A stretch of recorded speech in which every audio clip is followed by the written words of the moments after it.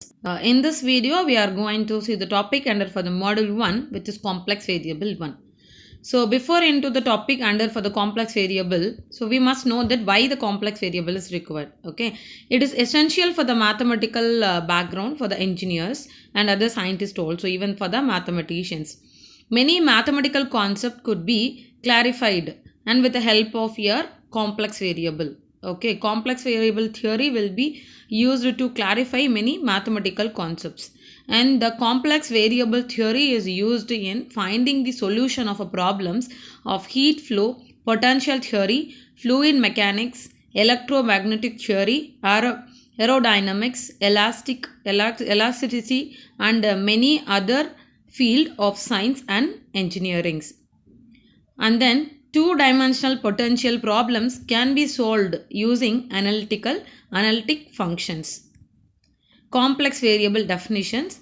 Let z is equal to x plus iy, where x and y are real numbers and I is equal to root of minus 1 or I squared equal to 1 is called complex number, where x is called a real part of z and y is called an imaginary part of z. Suppose you can find your z bar, that is, let z bar is x minus iy, which is called as a complex conjugate of z.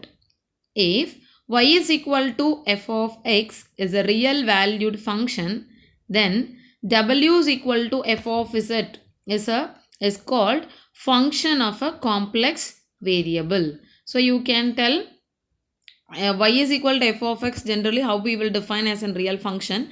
Same way in the complex field also, the w is equal to f of z we used to tell as a function of complex variable. And some important points to be remember to do the problem under for your complex variable. So e power ix can be expressed as a cos x plus I sin x, and e power minus ix will is cos x minus I sin x. So cos x we can write it adding these two, and you will get cos terms and this will get cancelled, it will become 2. So it is e power ix plus e power minus x by 2, and similar sin x to be subtracted, isn't it? So e power minus x minus e power minus x by 2i. So cos of ix is nothing but cos hyperbolic function of x, right? And sin ix is I sin hx. Cos hix is cos x and sin hix is I sin x. And also cos hx is e power x plus e power minus x by 2, and sin hx is e power x minus e power minus x by 2. And one more theorem, it is cos theta plus I sin theta the whole power n, which is equal to cos n theta plus I sin n theta. So you can compare with this format only, e power ix format. So you can write it, this is nothing but e power in I theta the whole power n. It can be write e power in theta. So it is expressed in same way. Okay. Let z is equal to x plus iy is complex number. Consider x is equal to r cos theta and y is equal to r sin theta in polar form. So what will happen? Substitute in x plus iy. So z is equal to r cos theta plus ir sin theta. You will get z is equal to r into e power I theta. So common term r you can take it. This can be written as an e power I theta. Okay. So in the polar form can be written z is equal to r into e power I theta, and Cartesian form will be x z is equal to x plus I y. Okay. So modulus of z is r is equal to square root of x square plus y square, which is called modulus of z, and then theta will be tan inverse of y by x is called the amplitude of or argument of your z. Okay. Then the complex number in Cartesian form is, so w is equal to f of x, the complex varied function in the w is f of z is equal to u of x comma y plus I into v of x comma y. So in polar form, w is equal to f of z is equal to u of r comma theta plus I into v of r comma theta. So next we are moving to the next definition, it is differentiability. So a complex valued function f of z is said to be differentiable. So when you can tell the function is differentiable, that f dash should be exist and is unique, where f dash is dw by dz, that is equal to limit delta z tends to 0, f of z plus delta z minus f of z by delta z. And the next definition is analytical function. So analytic function, a complex valued function w is equal to f of z is said to be analytic at z is equal to z naught if dw by dz is equal to f dash of z exists and it's unique at z naught and also in the neighborhood of z naught. So analytical function is also called as a regular function or holomorphic functions.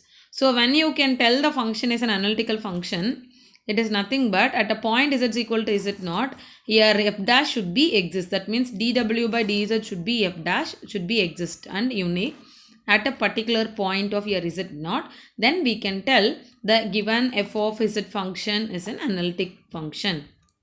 So based on this definitions, analytic and differentiability as a major definition under for the complex variable. So we have a two theorem is there, which is a Cauchy-Riemann equation in Cartesian form and polar form. Okay. So now we are going to see the CR equations under polar form. So the statement for the CR equation or Cauchy-Riemann equation is if f of z is equal to f of r into e power I theta, which is equal to u of r comma theta plus I into v of r comma theta is analytic and at a point z, then for continuous first order partial derivatives dou u by dou r, dou u by dou theta, dou v by dou r, dou v by dou theta and satisfy the equations dou u by dou r is equal to 1 by r dou v by dou theta and dou v by dou r is equal to minus 1 by r dou u by dou theta. So as per the statement says, what is that? You have in the f of z function, what is that in the expression in terms of polar form and we are supposed to check it. It's supposed to be satisfied. Then the f of z is an analytical function and it satisfied this equation, then we can tell the function as CR equations. The CR equation in the polar form has been given it. Okay. So we'll go with the proof. So first thing, let us consider z in the polar form. What is that? R into e power I theta. So what is your f of z? F of r into e power I theta. So as per the definition, what is your f of z? It is u plus iv, isn't it? So u of r comma theta plus I into v of r comma theta, which is equal to f of r into e power I theta. So I am making equation number 1 and then differentiate equation number 1 with respect to r. Then we get what is that? Differentiate with respect to r means dou u by dou r plus I into dou v by dou r, which is equal to f of r into e power I theta is f dash of r into e power I theta and again I should do r into e power I theta. What is that? R is your variable, theta is a constant. So dou r by dou r will be 1. So I'll get e power I theta. So this I'm going to mark in equation number 2.